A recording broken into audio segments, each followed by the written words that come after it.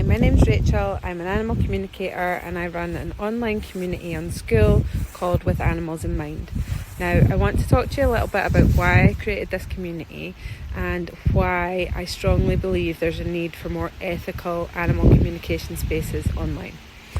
Now, you may have come across some of the groups on Facebook where people can post pictures of their animals and they can offer up like practice sessions. You can go in there to practice if you're learning this skill. If you've got an issue with your animal, you can post a picture and you can ask people for feedback. Now, these places are just so unethical. They do not have animals' interests at heart. Well, I shouldn't say that, because I'm really certain that the people who run these spaces probably do want to create a good thing for animals, and they maybe just haven't really thought about it from the perspective that I'm seeing it yet. But if you think about what we're doing when we're communicating with animals telepathically, if you think about sending out that energetic connection, that heart-to-heart connection, and you're trying to really send out an energetic hello, like, hello, I'm here, I'm listening, can I support you, is there anything that you want to share? Now, some of these online spaces have got hundreds, if not thousands. Like, I've seen one that's got over 6,000 people in it, and sometimes people can post a picture of their animal looking for support, and don't get me wrong, like, I've been there myself, and I've been in these communities and I've practiced within these communities when I was first starting out, and I didn't really see things from this perspective yet. Didn't have a good understanding of the real ethics of what's going on in these spaces. And if you think about it, like, you're posting up a picture of your animal, you're asking people for their feedback. Often these animals are not in a great place. There's maybe health things going on, maybe they're lost, and sometimes there can be like 20-30 comments of people that have all tried to tune in with that animal, all got different things. People are confused about why is everybody getting different stuff. They don't know what to follow, so they don't really end up any better off usually than when they started out.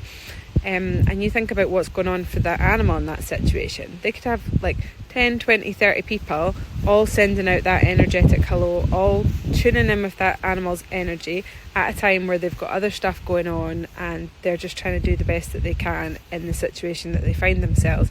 You don't know if those other people that are connecting in have got their own, like, energy together. Have they got other traumas that they're still dealing with, that they don't know how to be fully centered and present when they send out that energetic connection? Are they properly grounded? Are they properly clear about their intentions during that session? Are they connecting in at the same time that somebody else is connecting in? You could have 3 different people just all choose the same time to connect in with your animal. How is that animal meant to focus and give clear feedback in that situation?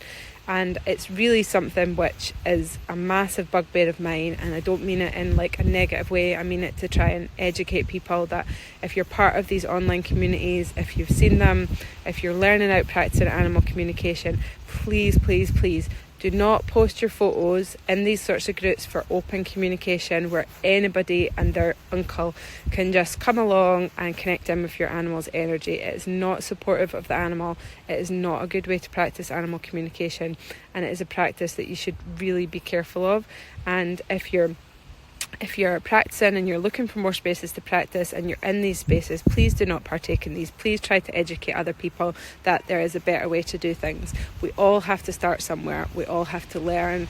When we're developing a new skill, it does take practice. It's not straightforward. It's something that you have to learn the skill and you have to repeat it, and you have to build up those parts of your brain that make it seem easier to you, make it an easier process. And we all have to start somewhere.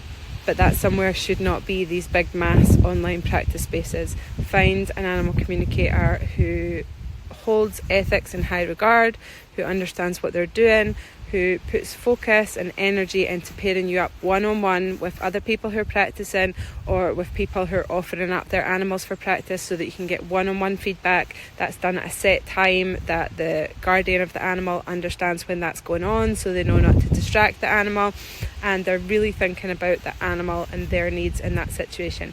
That's the sort of practice sessions that you want to be part of, and that's the sort of stuff that I'm going to be creating within this community on Skool. I've already had it in my other space on Facebook, and I'm going to be developing that in my space in Skool now.